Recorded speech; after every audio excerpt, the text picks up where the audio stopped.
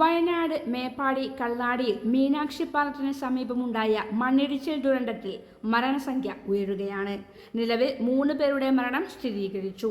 എന്നാൽ മണ്ണിനടിയിൽ കുടുങ്ങിക്കിടക്കുന്നവരുടെ കൃത്യമായ എണ്ണത്തിൽ ഇതുവരെ വ്യക്തത വന്നിട്ടില്ല. സ്ഥലത്ത് നിർമ്മാണ പ്രവർത്തനങ്ങളിൽ ഏർപ്പെട്ട തൊഴിലാളികളെ കൂടാതെ മറ്റാരെങ്കിലും മണ്ണിനടിയിൽ പെട്ടിട്ടുണ്ടോ എന്നതിൽ അവ്യക്തതയുണ്ട്.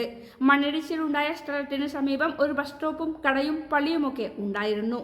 ഇവിടങ്ങളിലൊക്കെ ആളുകൾ ഉണ്ടായിരുന്നോ എന്നും ഇവർ മണ്ണിനടിയിൽ പെട്ടിട്ടുണ്ടോ എന്നുള്ള കാര്യത്തിലും വ്യക്തതയില്ല. നിലവിൽ 9 പേരാണ് അപകടത്തിൽ പരിക്കേറ്റ് ആശുപത്രിയിൽ ചികിത്സയിലുള്ളത്. ഇവരെല്ലാം ഇതര സംസ്ഥാന തൊഴിലാളികളാണ്. അതേസമയം മന്ത്രിമാരായ ടി സിദ്ദീഖും അനിൽകുമാറും ഉടൻ സംഭവസ്ഥലത്ത് എത്തും. ദുരന്ത മേഖലയിൽ ഇപ്പോൾ NDRF സംഘം എത്തിയിട്ടുണ്ട്. കടാവർ നായകളും സ്ഥലത്തെത്തി. സ്ഥലത്ത് ഇപ്പോഴും മഴ തുടരുകയാണ്. ഇന്ന് രാവിലെയാണ് വയനാട് കള്ളാടിയിൽ മീനാക്ഷി പാലത്തിന് സമീപം മണ്ണിടിച്ചിൽ ഉണ്ടായത്. മേഖലയിൽ ഇന്നലെയും ഇന്നും ശക്തമായ മഴ തുടരുകയാണ്.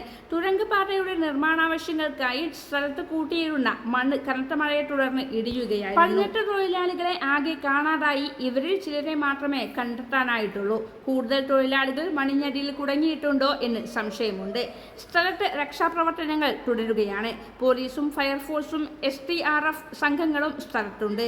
7 തൊഴിലാളികളെ ഇനിയും കണ്ടെത്താൻ കഴിഞ്ഞിട്ടില്ല എന്ന് പരിക്കേറ്റ ചികിത്സയിലുള്ള 7 പേരിൽ ഒരു SIയും ഉൾപ്പെടുന്നുണ്ട്. അപകട സ്ഥലത്തേക്ക് മന്ത്രി ടി സിദ്ദീഖ് പുറപ്പെട്ടു.